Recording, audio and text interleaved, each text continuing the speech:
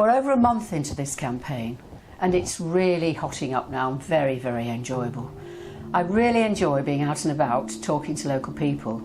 Of course, the first thing we have to do is actually tell them what this election is all about, because people just don't know. But when it's explained to them, they are overwhelming in their decision. They do not want a politician in charge of policing here in Kent. And it's not just me who's saying the people of Kent don't want a party politician in charge of their police. It's the people themselves.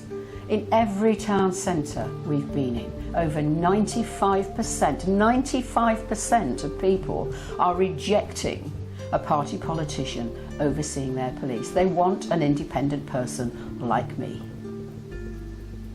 What has surprised me though about this campaign, and it really has surprised me, is how quickly the main political parties have started on the same old adversarial ping-pong politics that goes on in every election.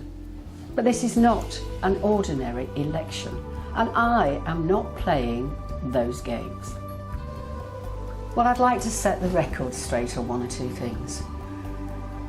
People from the main political parties are already saying that I'm backed or I'm part of one other political party. Well, I'm sorry, but I'm not. I'm backed by people from all the main political parties and people with no politics whatsoever, like me. That's the essence of my campaign, and really I just wish people would understand it and get it and just move on.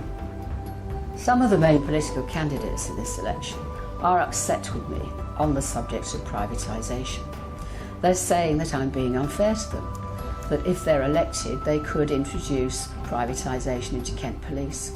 Well, I stand by that. Both political parties over the decades have flirted with privatisation of core public services. And although the candidates now say they would never ever go down that road, it's very difficult when you come under pressure from your political masters in Westminster. And there is a danger that unless a strong, fiercely independent commissioner is elected here in Kent, that privatisation could be introduced. Can I give you one example of the old-fashioned ping-pong politics that are being played out? Both main political candidates are saying laughably that I've presided over the privatisation of Kent Police. I have presided over the privatisation of Kent Police. Now, how laughable is that? And do you know what that's based on? That's based on gross misrepresentation of financial records from years ago. How silly is that? I actually think that says more about their campaigns than it does about mine. Don't you? I make no comment about the personal characteristics, qualities of the main political candidates. That's for the people of Kent to decide. But I would just like to say one thing to them. If you genuinely believe that you are the best person for this job, why don't you just do as I've done and stand as an independent? Why do you have to be nailed to the colours of a political party? If you genuinely feel you're the best person for the job, do as I do. So I'd like to thank you all very much indeed for taking the time and the trouble to listen to this. It's not just my campaign, it's our campaign. And it's our campaign to keep politics out of policing here in Kent.